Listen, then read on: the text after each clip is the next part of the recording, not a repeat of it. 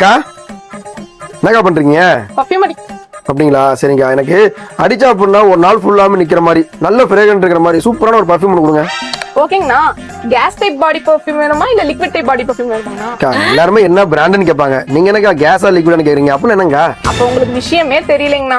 அண்ணா உங்க பாடிக்கும் உங்க பட்ஜெட்டுக்கும் ஏன் உங்க ஸ்கின் டைப்புக்கும் கேஸ் டைப் பர்ஃபியூம் நல்லதா இல்ல லிக்விட் டைப் பர்ஃபியூம் நல்லதா நான் சொல்றேன். அதை நீங்க தெரிஞ்சுக்கோங்க. நான் சொல்ற டிஃபரன்ஸை வச்சு எது உங்களுக்கு செட் ஆகும்னு நீங்க சூஸ் பண்ணுங்க. ஃபர்ஸ்ட் கேஸ் டைப் ஸ்ப்ரே என்னன்னு சொல்றேன்.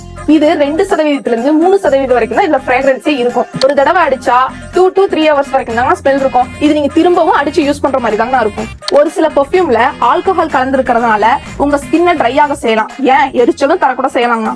நீங்க உடம்பு ஃபுல்லாவுமே அடிச்சாலுமே இது உங்க உடம்புல பாதி காத்துல பாதி போயிருங்கண்ணா. நெக்ஸ்ட் லிக்விட் டைப் பெர்ஃபியூம்ங்கண்ணா 15 இருந்து 30% வரைக்கும் தாங்க இதுல ஃப்ராக்ரன்ஸ் கலந்துருக்கும். இது 7 இருந்து 8 மணி நேரம் வரைக்கும் கொஞ்சம் லாங் லாஸ்டிங்கா இருக்குங்கண்ணா. ஒரு சில பெர்ஃபியூம்ல ஆல்கஹால் கலந்துருக்காததால உங்க ஸ்கின்ல அடிச்சாலும் எந்தவித ப்ராப்ளமும் வராம இருக்குங்கண்ணா. உங்க நாடி துடிப்புல நீங்க அடிச்சாலுமே உங்க உடல் முழுவதுமே ஸ்மெல் இருக்குங்கண்ணா. இதுல ஃப்ரேக்ரன்ஸ் அதிகமா இருக்கிறதுனால ஸ்மெல்லும் உங்களுக்கு அதிகமா இருக்கும். நீங்க எந்த பிராண்ட் பெர்ஃபியூமை யூஸ் பண்றீங்கறத மறக்காம கமெண்ட்ல சொல்லிடுங்க.